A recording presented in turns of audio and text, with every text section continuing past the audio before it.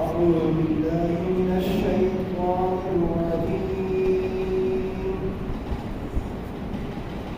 بسم الله الرحمن الرحيم.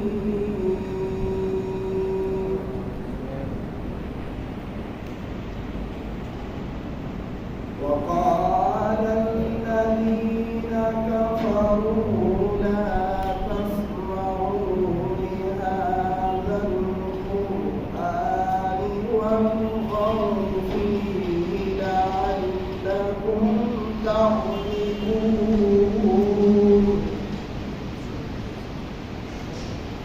فلنذيقن الذين كفروا